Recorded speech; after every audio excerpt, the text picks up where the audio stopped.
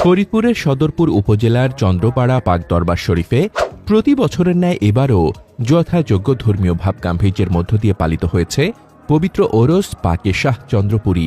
দরবার শরীফের প্রতিষ্ঠাতা পীর জামানার মোজাদ্দেদ হজরত মাওলানা শাহ সুফি সৈয়দ আবুল ফজল সুলতান আহমদ চন্দ্রপুরী নকশবন্দি মোজাদ্দেদি রহমাতুল্লাহ আলাইহের বেসালত দিবস উপলক্ষে বুধবার এই বাৎসরিক ওরস অনুষ্ঠিত হয়।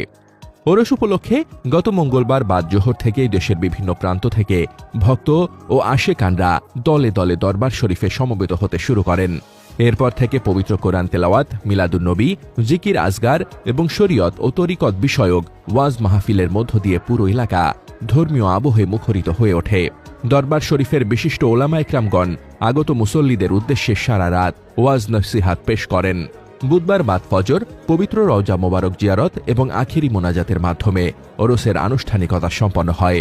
আখিরি মোনাজাত পরিচালনা করেন দরবার শরীফের বর্তমান গদিনশীন পীর মুফাসসিরে কোরআন হজরত মাওলানা শাহ সুফি সৈয়দ কামরুজ্জামান নকশবন্দি মোজাদ্দেদি আল ওসি। তিনি অশ্রুসিক্ত নয়নে দেশ, জাতি এবং সমগ্র মুসলিম উম্মাহ সহ বিশ্ব মানবতার সুখ, শান্তি ও কল্যাণ কামনা করে মহান আল্লাহর দরবারে ফরিয়াদ জানান। ওরস উপলক্ষে দরবার শরীফ প্রাঙ্গণকে বর্ণিল আলোকসজ্জায় সাজানো হয়। আগত লাখো ভক্তের ইবাদত বন্দেগীর জন্য প্রস্তুত করা হয় বিশাল প্যান্ডেল ও ময়দান। এছাড়া আগত মেহমানদের জন্য